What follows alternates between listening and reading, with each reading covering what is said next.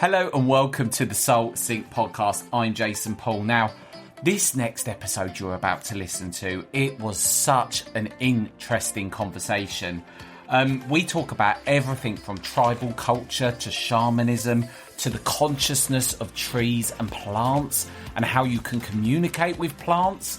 Honestly, I was absolutely gripped from the start to the end, and I could have spoken to our next guest for absolutely ages. So without further ado, welcome to another enlightening episode of the Soul Sync podcast. Today we have the immense privilege of introducing a truly remarkable guest, Maureen Murnan. She's a distinguished medium and tutor with over 3 decades of experience in the spiritual realm, and oh boy, she has some really interesting stories. Maureen's journey into the mystical world of mediumship began in her early years, where she felt a profound connection with the unseen and the unexplained. Her unique childhood experiences set the stage for an extraordinary path, and one that would shape her into the exceptional medium and teacher she is today. At the age of 15, Maureen faced a turning point when she lost her beloved grandfather, leaving an indelible mark on her spiritual journey. Little did she know that moment would lead her to her first objective spirit encounter, an encounter so vivid and powerful that it changed her life forever. Her quest for understanding and development eventually led her to the Arthur Findlay College, a pivotal moment in her journey where she learned, developed and embraced her mediumistic soul. Today, Maureen stands as a beacon of knowledge and guidance for those seeking to unlock their spiritual potential. With over 2 decades of dedicated service as a tutor at the Arthur Findlay College, Maureen's passion for teaching and nurturing others on their spiritual path is unwavering. She has travelled all over the world sharing her expertise and conducting seminars on various aspects of spiritualism. Maureen's wide-ranging expertise encompasses so many subjects such as psychic awareness, mediumistic development, trance development, creative mediumship, and shamanic studies.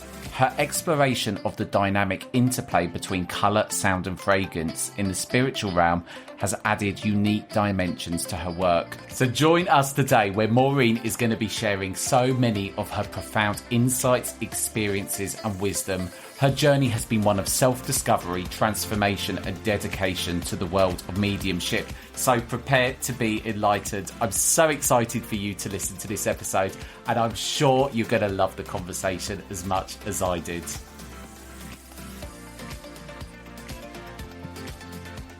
So Maureen, thank you for coming onto the Soul Sync podcast.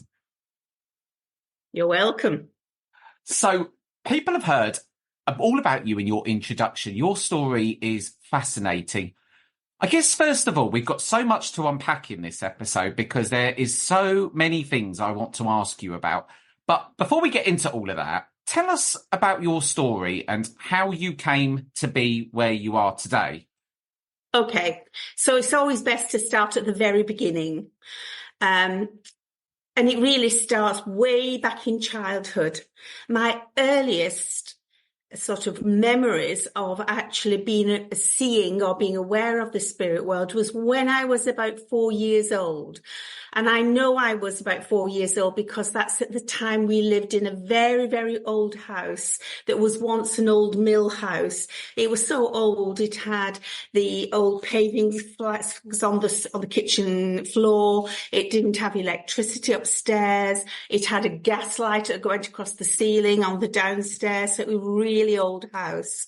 And my mother used to put me and my younger sister, who was 2 years younger than me, so I know she was about 2, so I had to be about 4, put us in this bed together in a back room of this old house. And so many nights, I used to be woken up by an old lady standing by the side of my bed. Her feet never touched the floor. She was always about 18 inches from the floor. But what I do remember, she was always leaning over me, looking at me. But I do remember that she always had a lovely peachy coloured light around her.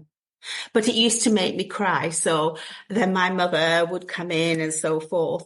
And that was the earliest memory I have of actually seeing spirit. But as the years went on, I realised now anyway, that when I was seeing people walking around in my bedroom, I thought they were burglars, but obviously with nothing to pinch. So I used to just get further down under my covers, under my blankets, and think if they didn't see me, they wouldn't disturb me, and I would eventually go to sleep and wake up the next morning and everything was as it should be. So that awareness of the spirit world, of people, of things outside of what we could visually see, was there from a very, very young age. Then when I was 7, by this time, my mum and dad were divorced, and she was bringing me and my younger sister up in a small house, an old council house actually, by herself. And I was sitting by the wall outside of the house, and it was daytime, a beautiful day. I was looking through a gap in the fence between our house and next door's house. And I was looking at this beautiful cluster of blue iris that the woman next door had, and just thinking to myself how beautiful they were. They were such a gorgeous colour. I would wish they would grow in our garden. And out of the blues, right by the side of me, and since then, it's always this left side where I'm clairaudient, always this side. A male voice just said out loud, "One day you will move away from here. You will work in a big house and you will be a teacher." And I looked down, at side of me thinking, who said that? How old was you then when that happened? 7. I was 7. And that just went, because I didn't know where or who that had come from. There's no way did I think I was going to be a teacher. But of course, the college is a big house, and I've been a teacher there for 30 years now, actually. So life went on, and these instances kept reoccurring. And I was becoming more, the older I was getting, I was becoming more aware of things I could feel, things I could sense, things that happened in the house where I lived that I couldn't explain. And then suddenly, just out of the blues, I got married. I had 2 children. And when I had 2 children, once I'd had my 2 boys, I was also very aware of the fact that the spiritual feelings I was getting stronger. But at that point, I was scared of it. I was frightened of it. I didn't tell my mother or anyone about it because I thought they would think I was strange. My grandmother was naturally mediumistic. She saw spirit all the time. But she used to say to me, don't say things like that to anyone outside because they will think you're strange. So I never said anything to anyone. And then my boys were small, but I got close to my uncle, who I had never been close to before, and he was dying with cancer. And he lived in Wolverhampton. And I was popping down to see him periodically every few weeks and taking my mum down because he was her youngest brother. And then, of course, he died. He never got well. He died of the cancer. And I went to see him in the coffin, and I just looked at him in the coffin and I thought, he's not there. It was like I was looking at an empty envelope or a shell that used to have something inside, but no, it's gone. Mm. And as I looked at him, I just thought, I'm going to go to a spiritualist church, because I knew there was one in the town where I lived in Bourne. I'd seen the sign, but I'd never been. So when I came home, I started to go to the spiritualist church in Bourne, and a wonderful lady, Olga Mays, used to run the church. Her and her husband, Harold Mays, they funded the church. His picture, Harold's picture, is actually in the museum at the college. Mm. If you ever go in the museum, you'll see a little picture in a cabinet and it says Harold Mays, because he did a lot of work with the SNU and things like that. And on it, after just a few visits, I had started to get information coming through. My husband got fascinated, so he started to come with me. Wow. And then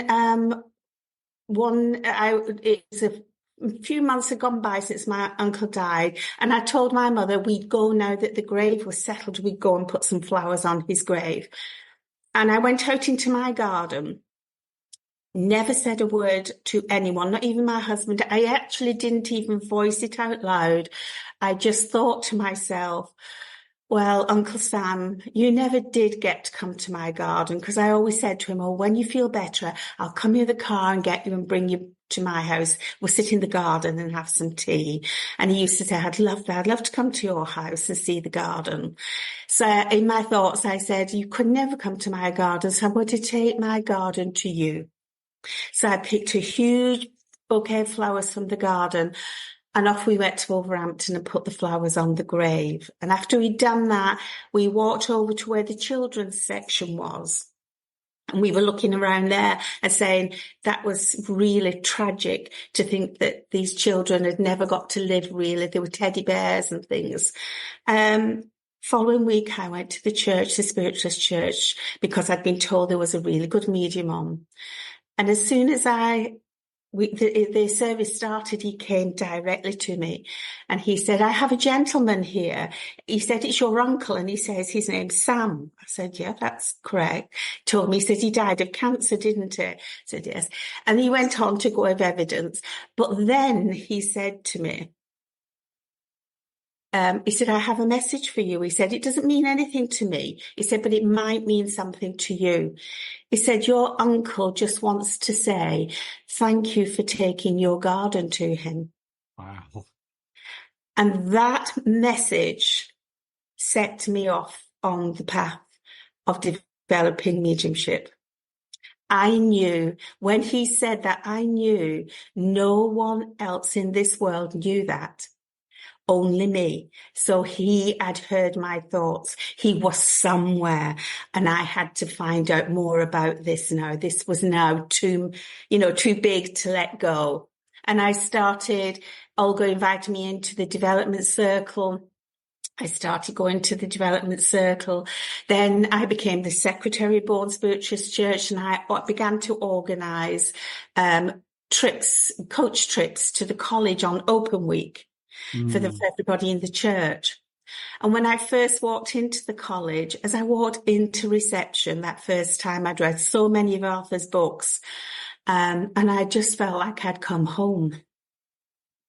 And then we started to go on courses, and 2 or 3 times a year we've gone courses. And then one time I just decided to go on a course that was to help other mediums who were training to be teachers at the college. It used to be called Willing to Work Week. And I went on that, and one of the girls who knew me, she said, look, I know you're really into colour. She said, will you come into my workshop because I'm being assessed tonight? She said, and get up. She said, I'll invite you to get up and do an orograph of something and read it to someone in the audience who it belongs to. I said, yeah, that's fine. I can do that. So I did. And she was being assessed at the back from a table with 2 of the senior tutors. And then at the end, as we all went out, the 2 tutors called me over. They said, come here. They said, Maureen, have you put your name down? Have you applied for teacher training here? I said, no, I haven't. They just slid a form across to me and said, fill that in and give it us back this week while you're here. And that's how it went on from there. I became a tutor at the college.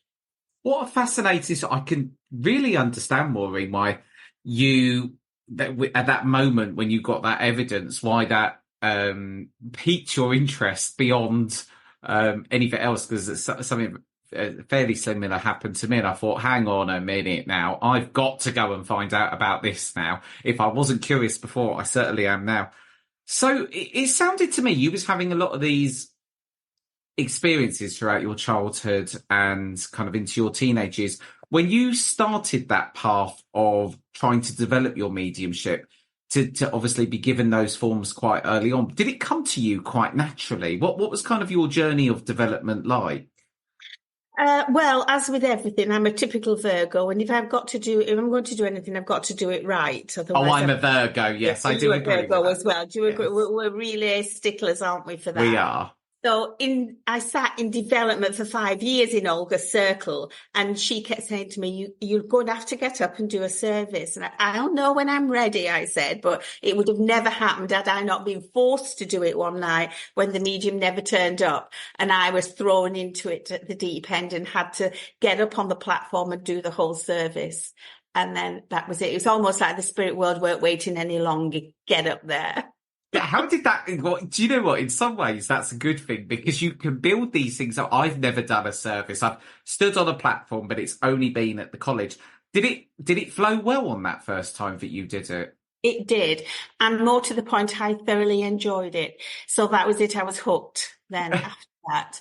I was absolutely fine. So that started the round of doing all the churches for years and years and years and years. Yeah, that's what started me off. So I always say to students, never judge a piece of evidence that comes to you from the spirit world. It doesn't need to make sense to you, the medium. It needs to make sense to the recipient.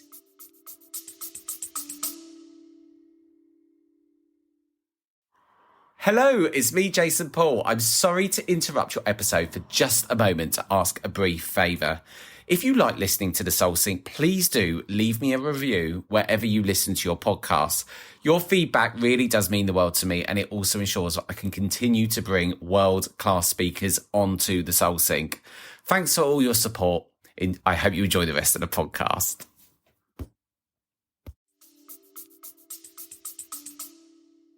Right, that makes good sense. It's I guess one of these things I think that I'm learning that so many mediums come across early on in their journey is self-doubt and the logical brain wanting to take over. I'm terrible for it. But I think it's something from what I'm learning anyway, it's sort of, you have to get past that point, don't you?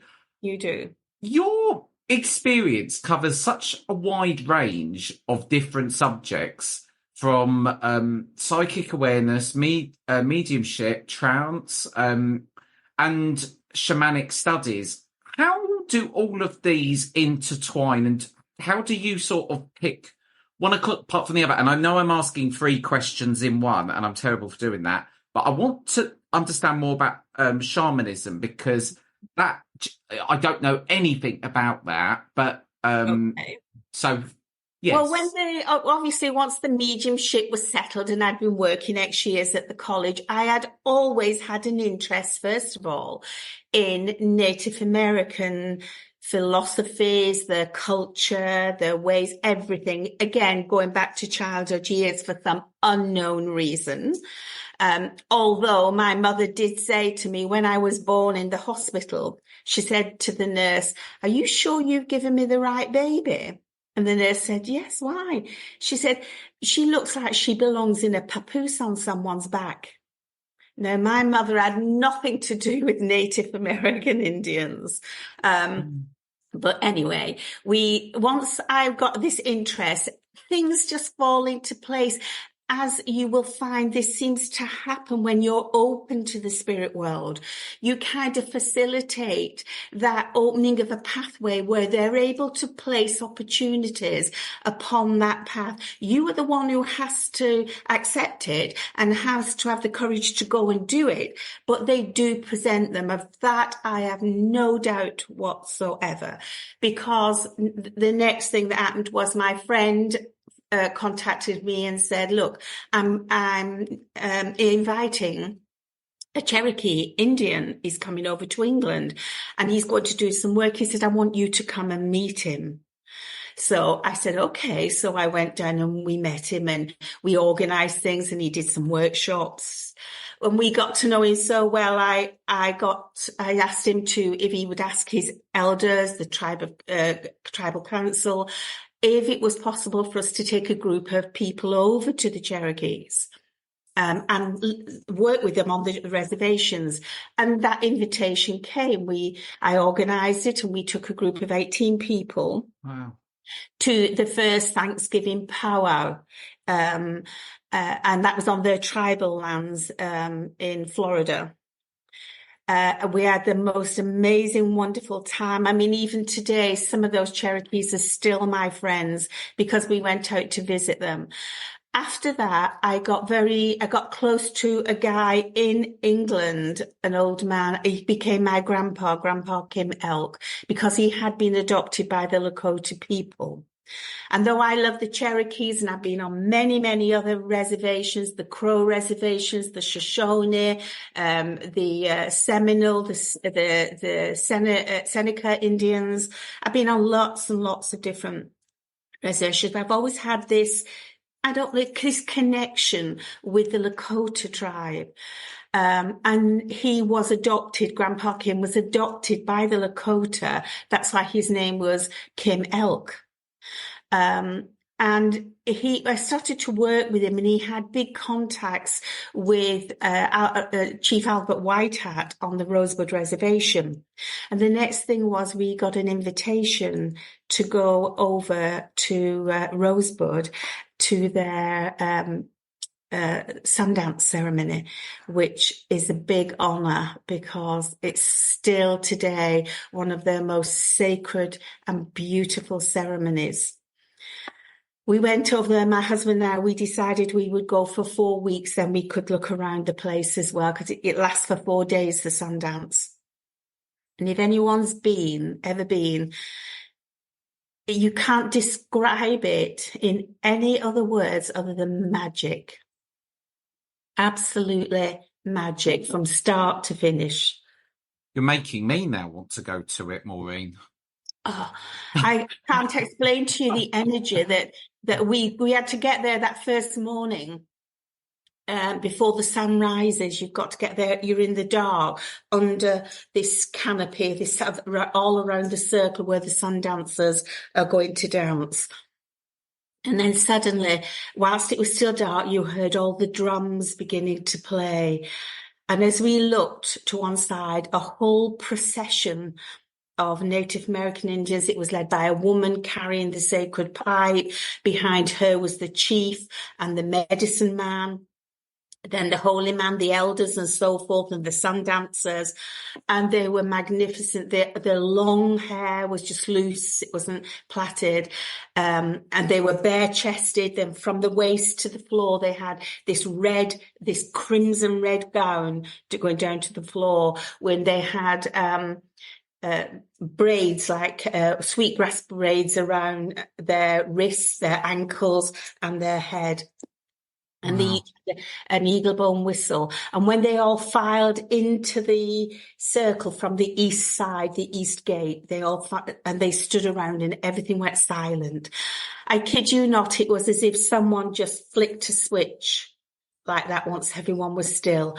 And over the hill at the east gate, the sun, this big yellow sun, just started coming up, rising like that, just as if by magic.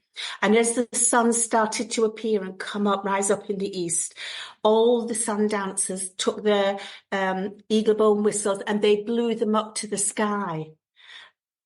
And two, and then a third one joined. 3 eagles were flying around the circle in the air. Oh my goodness. The energy was running under my feet, and I just stood and cried. I think I cried for the first 4 hours that I was there. And then the Sundance starts, etc. So you can find out about that easily, but it was just utterly amazing. And after that first day, we went back to where we were staying. My husband and I, we had a little log cabin not far away. And I cooked dinner and we sat outside, and as we sat down, I looked at the food and I just said to my husband, "Oh, I feel sick." So I had to run to the bathroom, and I really sort of vomited. And I thought it must be the sun. It was the heat of the sun. I mean, it got to about 120, something like that in the day. So I said, I'll lay down. I'll just lay down. I said, you stay outside and enjoy the evening. Till 11 o'clock, he came in to check I was still okay. As he did, I just sat up in bed, rushed to the bathroom. And my husband said it was like The Exorcist. He said it was coming like fountains from everywhere. He said, from your mouth, from your nose. He said, I think it was even coming from your eyes and your ears. He said, I've never seen anything like it. There was so much fluid, like water, that came out. But once all that had gone, the only way I can describe the feeling that came next was, we've all heard the saying, a peace that passeth understanding. That's where I was. Every single cell in my body was at peace. I slept beautifully when I woke up the day after. I felt like I was floating. Everything, all the colours looked more vivid.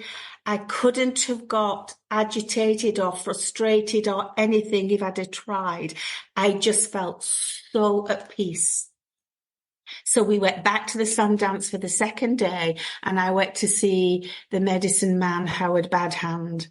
And I told him what had happened. And he said, it's the energies of the Sundance. He said, you weren't just vomiting. He said, the Sundance has purged you, got rid of all that's happened in the past, all the built up, rubbish that we hold on to in the past. He said, that's why you feel so at peace. He says, maybe one day, said, you'll have to come back to the Sundance and participate in the Sundance. But I said to him, I've not got the courage to do that.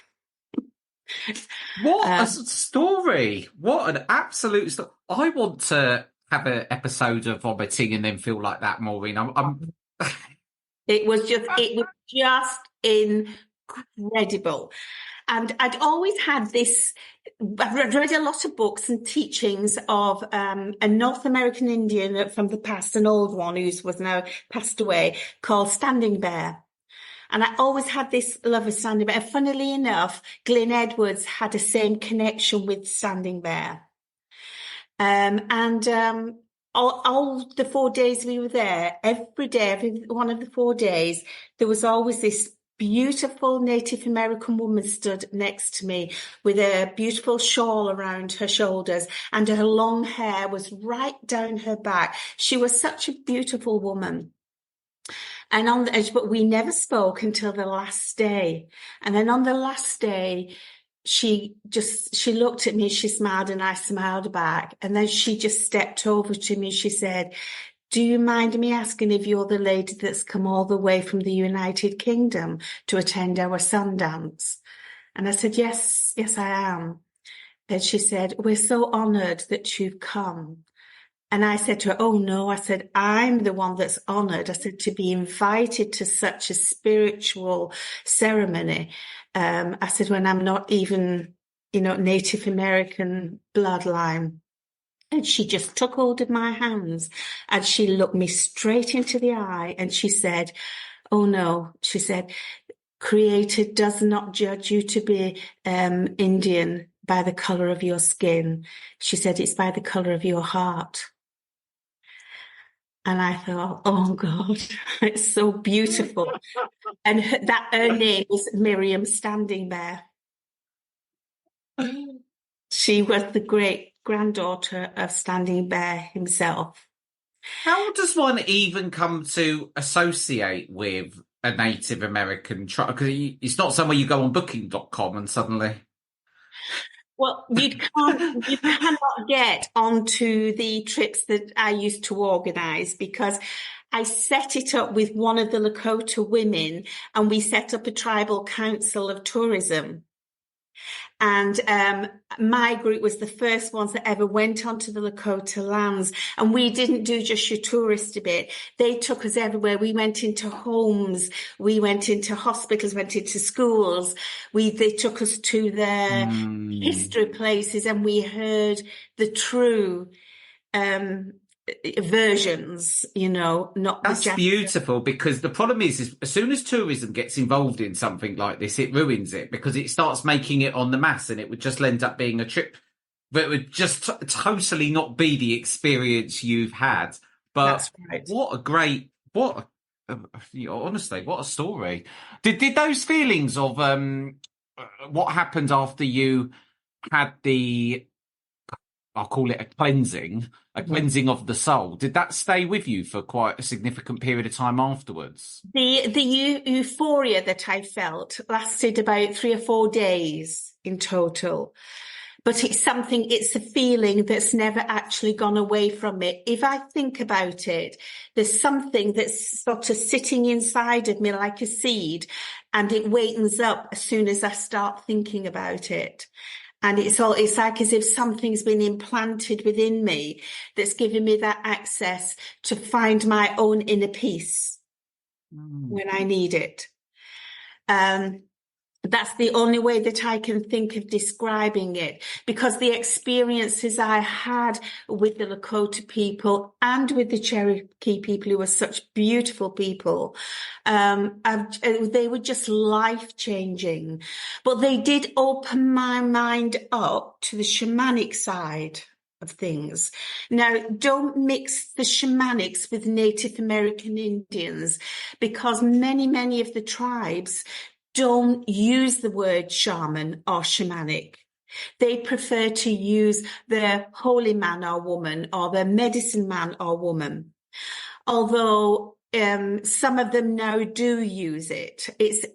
It's nothing new, shamanism. It's the actual oldest spiritual religion in the world. Can I just ask you one question? Because I just want to go just reverse just before we come on to this. Have you got any recommendations of maybe books, or where if people want to find out more about this kind of Native American way of living, where they could go? Because you're just an absolute font of knowledge, Maureen, on all things tribal, it seems. Well, I would say, I mean, I've read quite a lot, but usually I've got my information on my books from the Lakota people or the Cherokee people themselves. But I always say, go online and put in Native American teachings and philosophies, or Native American spirituality and philosophies, and see what jumps out at you. Because I think that the spirit world, again, have a gift of being able to grab our attention so that we lock on to something. And if we lock on to it, you can guarantee there's something in there you need to know. There's something that's going to sit well with you, or that's going to resonate with you. And you might surprise yourself by, once you read it and go through this, that many people do, myself included, is that as you read it, you think, I already know this. I don't know where I know it from. I don't know how I know it, but I know that I know it. It's like a reawakening of old memories. Now, whether or not that is connected to past lives or anything else, I have no idea. I've never gone down that route. It's good enough for me that the spirit world have found triggers that will pull my attention to what I need to look at. Maureen, I think we could have you on this show for about 3 hours. I think maybe 3 to 6 hours. It could just be like a feature film. Everything you say just leads me on down another rabbit hole, and I just want to go and talk about that then. Right. To bring it back, you were saying that the shamanic way is the oldest religion. It's the oldest spirituality in the world. Right. Now, and it's global. Wherever you go in the world, you will find shamanism. And it dates back to the earliest times of mankind, even the old caves and temples, things that they're still discovering today. When they open them, there's drawings on the wall depicting the role of the shaman and the animal kingdom and the nature kingdom. They knew all about this way back. Now, what I discovered through my research is our Celtic shamans were doing exactly the same thing in our country at exactly the same time as the Native Americans were doing it. Our Celtic shamans were sitting around a fire drumming. They were burning sage. They were using cleansing herbs. They were chanting. They were doing all the same things that the North American Indians are doing. So it kind of got me thinking about Celtic shamanism, because a lot of us in this country have a little residue of either Irish or Scottish or Welsh, or we're mixtures. I've got a lot of Irish blood in me, a lot. So maybe that's one of the reasons why I was so drawn to the Celtic side of shamanism.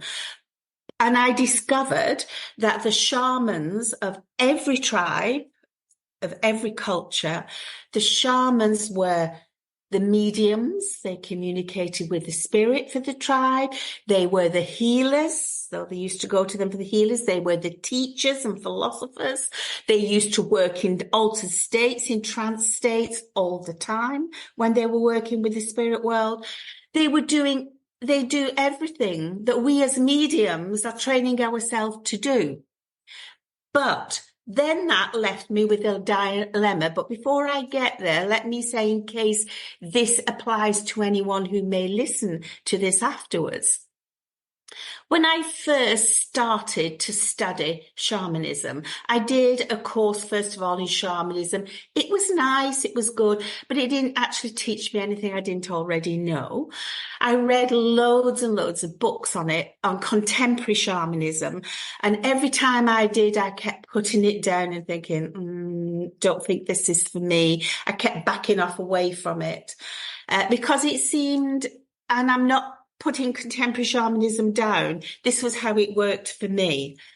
I don't like anything showy, or I don't like anything where you're performing or you're having to, you see, the one thing about shamanism is there's no rules. That's the one rule. There are no rules. No. There is no right and no wrong. You see, shamanism is about finding your authenticity. Each one of us came into this world as a soul seed. That soul seed is the very thing that has the individuality and free will that Creator gave to each one of us. But somewhere along life's journey, and it starts in childhood years, we start to lose connection with that authenticity. We start to become what other people in the world expect us to be. And then we carry on like that through lives. We wear a series of masks where we pretend to be this for someone, or this for someone else, and this for someone else. We're just wearing a parade of masks. And then we get to a point where we think, who am I? What am I doing here? Where am I supposed to be going? We're lost. Yeah. Because we've moved away from that authentic self. Now, that authentic self is us as part of nature. We are human animals.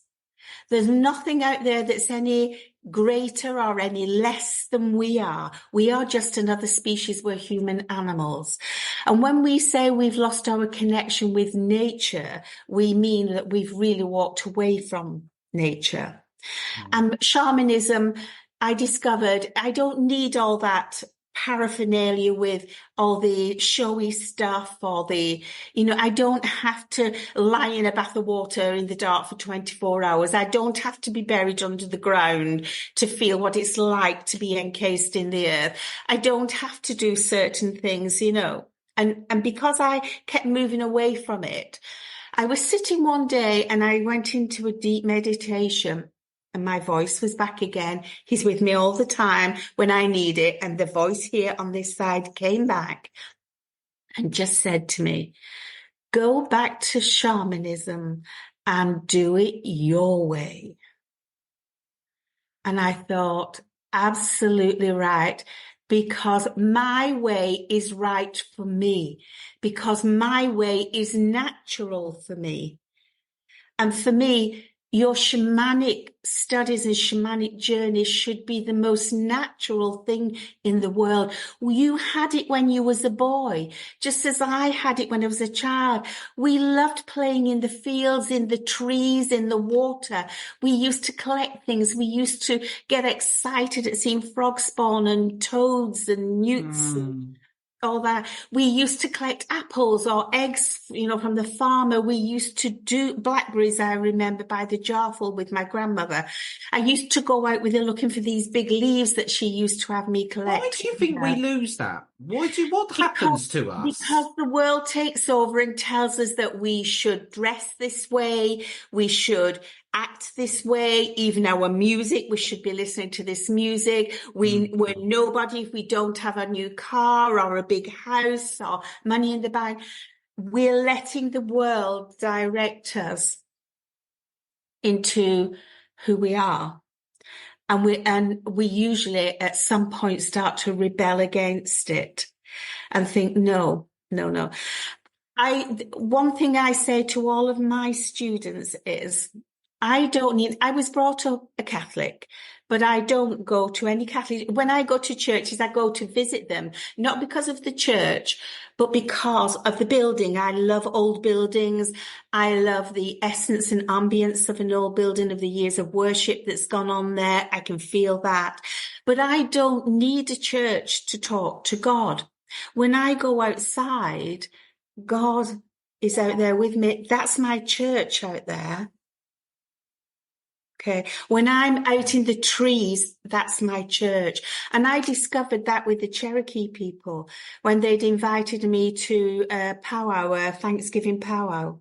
Mm-hmm. And I was invited to have dinner with the chief and his wife and all the elders and their families. There was about 30 something people.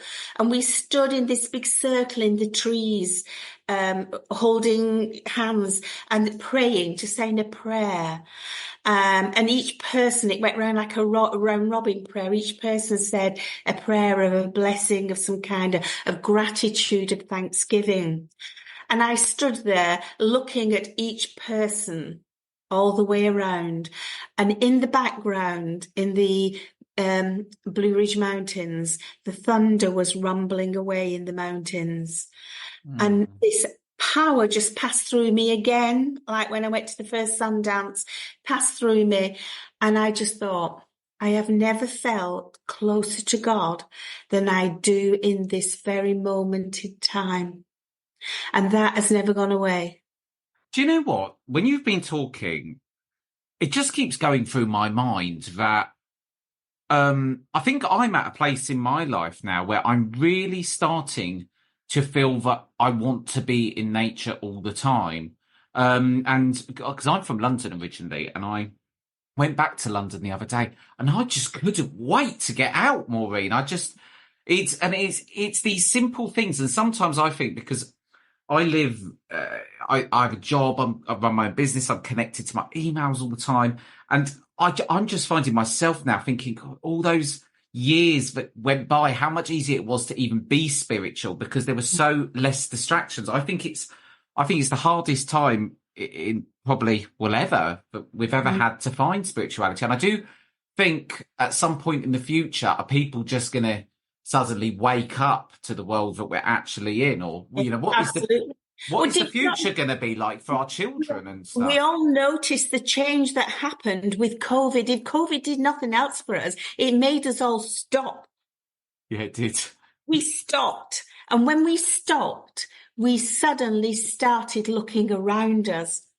And you saw people going out for walks with their children, doing things together, not having to rely upon shops or cinemas or pubs or restaurants or anything else.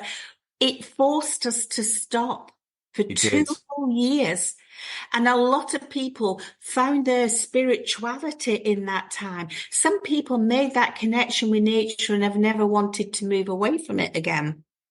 Yeah, I would say I fall into that category probably. Yeah.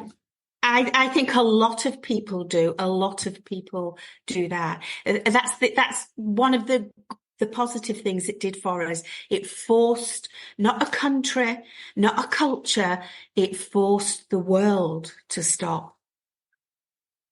From all of these different teachings and that you've come across, what would you say are kind of the most important principles that you think from all these very ancient teachings you feel that people should practice in their life now? I think mostly from both the North American Indian teachings and from the shamanic teachings is to learn to have gratitude. Be grateful every day. Open your eyes and look at the world, what you've got around. We've got amazing teachers out there, absolutely, with the animal kingdom and with nature itself. It's teaching us all the time. They're all around us, but we've been too busy chasing, the world's idea of what greatness is.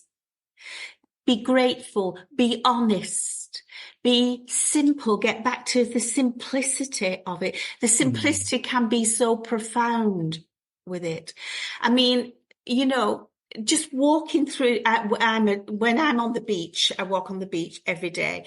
When you're out there, you've got millions of eyes upon you, and nature will accept you back. They will treat you well if you show respect and gratitude for what you have around you. Once you get into this, it may sound silly, but you can no longer throw a piece of paper or anything on the floor anymore. You can't. You may go to do it and then think, no, I can't, because that's, well, in my mind, because I've also joined Beach Guardians, which is we go out and clean the beaches. We get all the rubbish off the beaches. Oh, you are an angel, Maureen. So that they don't, well, it's killing the marine life. It's absolutely destroying the marine life. Every piece of paper that's thrown on the floor is going back. It's finding its way back with the wind and the rivers. It's finding its way back into the sea. I mean, only a few weeks ago here in Newquay, we had this enormous, beautiful whale washed up on the shore, on the beach at Newquay. And it was only 3 or 4 years old, but it was enormous. They're such beautiful, magnificent creatures. And our ancient people knew we do not have the right to disturb the life force of this earth with the animal kingdom or with nature. We don't have that right. That doesn't mean we don't got to stop eating meat or anything like that. The Native Americans are great meat eaters, but it's how it's done. It is how it's. I think we could go on another whole hour's episode just talking about what we are doing to the planet, and it's a very finely tuned machine, the planet, isn't it? It's very finely tuned, and we are making. Well, are we doing anything good for the planet at the moment? I'm trying to think of things. We're suddenly becoming greener, but we need to hurry up. We really do. Well, exactly. And what we do now is that we're teaching our children and our grandchildren to follow us. We've got now to get through to the younger generation, because somewhere along the line, we missed a gap. A gap came between that, certainly between my younger years and my adult years. There was a gap where that wasn't enforced into us about this about nature, although as a child, that was my playground, because I didn't have the toys that the children have got today. Nature was our playground. We had the fields, the cornfields, and the long grasses, the lake near my grandmother's, the trees we used to climb into. Nature was our playground. And you see, as children, we have this wonderful imagination. We do. And it's so sad that we lose it, because when we get to this stage now where we're developing our mediumistic mind, our mental mediumship, we need that imaginative mind. That imaginative mind is part of the inspiration and the intuition. I've got so many more questions I could ask you, but what advice would you give to people that are trying to develop their mediumship, because there's this, what I'm really liking about you, Maureen, is you just keep it very simple. Even though what you're talking about is very complicated, you keep it very simple. Yeah, it's got to make sense to me. It's got to make sense, because I found at the college, I felt there was this gap, that we were bringing people from around the world, from all different walks of life, all different jobs, etc., different experiences, but we were teaching them how to link with the spirits of the invisible world. And most of them didn't know how to link with the spirits of the living world. The spirits of the living world and the spirits of the non-living world are one and the same thing. If we are linking with spirit, we need to know how to link with all spirit per se. How would you describe linking to a spirit in the physical world? Because nature spirits, what looks after Mother Earth? You know, I mean, I can give you one little example that you will think, and I'm sure people listening may think I'm crazy, but I tell it anyway because it's my truth, and I don't care how people judge No it. one on the Soul Sync will think you're crazy, I promise you that. I know what happened to me, but I wanted, when we lived in the other house before we moved here to Cornwall, I wanted a silver birch tree. And my husband said to me, no, he said, we're not having a silver birch tree. He said, you've already got a rowan tree over there. He said, and you've got this eucalyptus tree over there. He said, if you put a silver birch here, he said, they grow big. He said, it'll take a lot of light out of the garden and the greenhouse. So I said, oh, okay. I said, I'll go and I'll buy a bush from the garden centre. So I decided to go to garden centre, and I bought this pot, this quite substantial pot. And I left it. I didn't plant it for some reason. I didn't take it out of the pot and plant it immediately. I stood it in front of the greenhouse for weeks and weeks. And then one day I thought, I'll go and plant that bush in the garden where I want it. Took it out of the pot, and growing in the pot with the bush was a little sapling. Well, you can guess what it was. It was a silver birch tree. I'd sent that thought out, so the silver birch tree found me. Well, I took it out, put it in a little pot, got it to grow bigger. The bush died, but I replaced it with the silver birch. And when I left, it was about 20, 30 feet tall. You know, it was huge. Did your husband believe you that you didn't sneak out and buy the silver birch tree? Yeah, because he saw it. We both looked at each other, and he looked at me and he said, I don't believe it. He said, you have some really extraordinary link with the spirit world.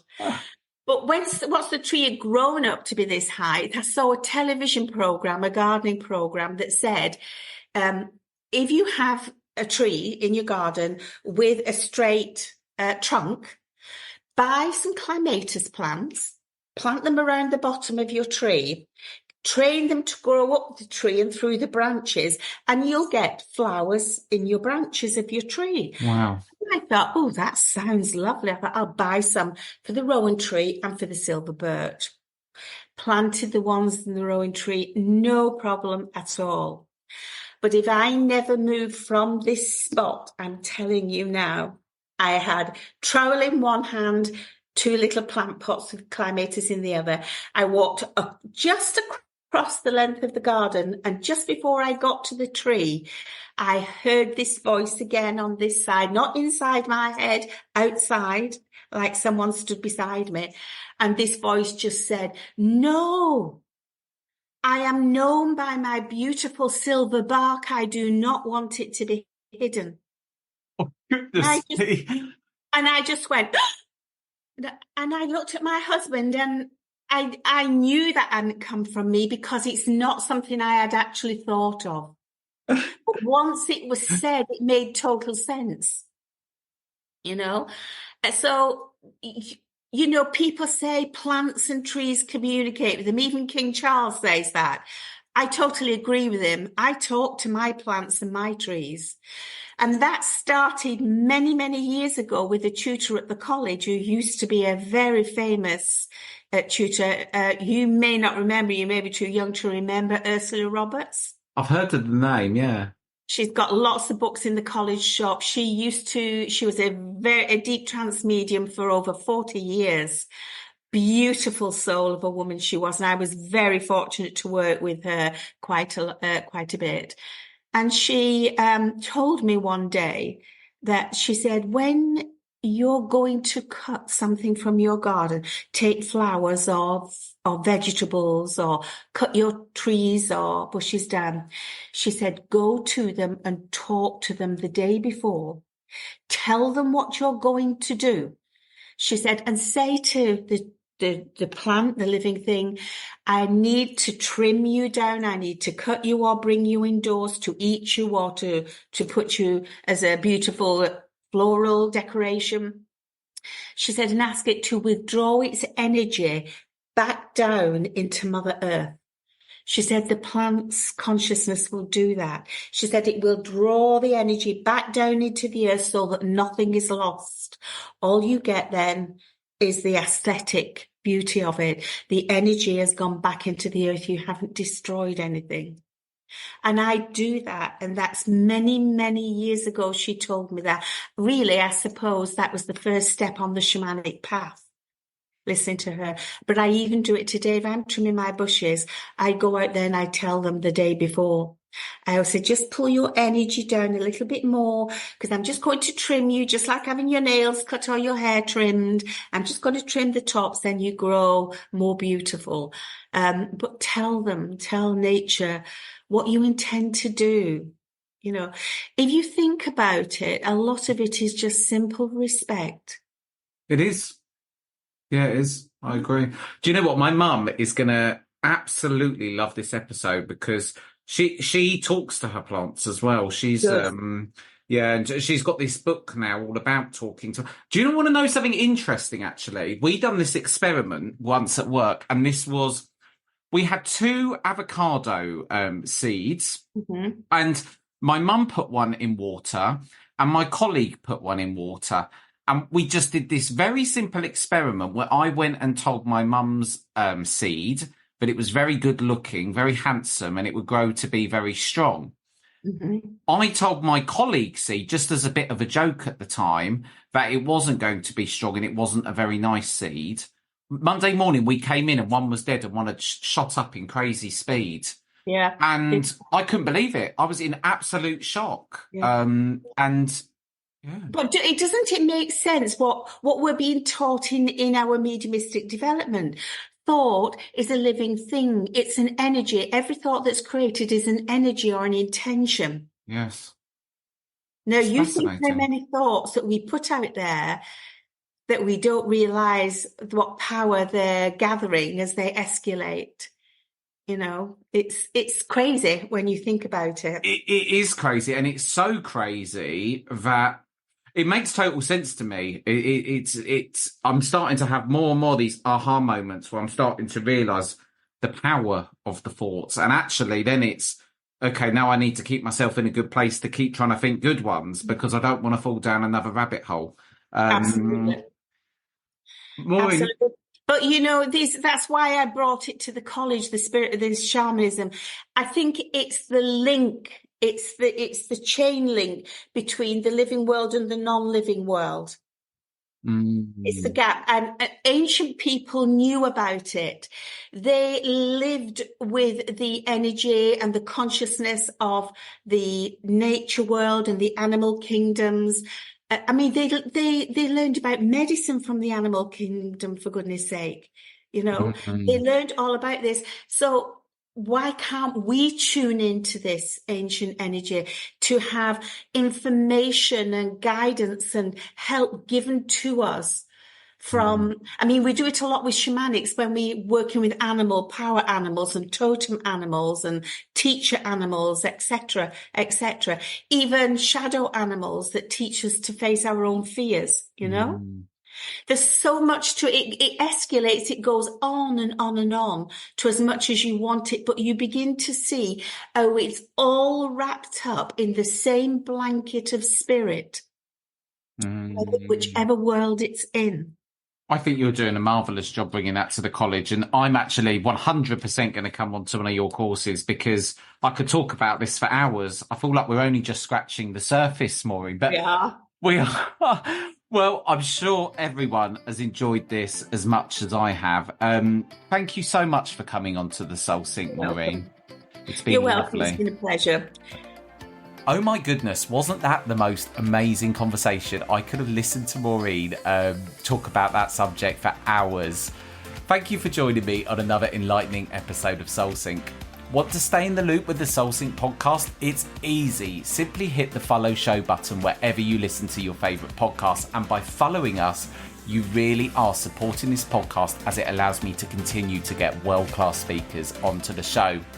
If you're enjoying this podcast, please, could I ask a massive favour? Please take a moment to leave a review wherever you tune into your podcast. Your feedback means the world to me. I love reading your comments. And most importantly, it makes it easier for others to find the Soul Sync podcast. Thank you for being part of this incredible journey. If you have suggestions for future episodes, or there's a guest you'd love to see featured, or perhaps you have a story you'd like to share with our wonderful audience, simply email me at hello@jasonpaulmedium.com. Your stories and ideas are the heartbeat of Soul Sync, and your input is invaluable in shaping the soulful conversations I bring to you. I'm Jason Paul. You've been listening to the Soul Sync. Until next time, goodbye.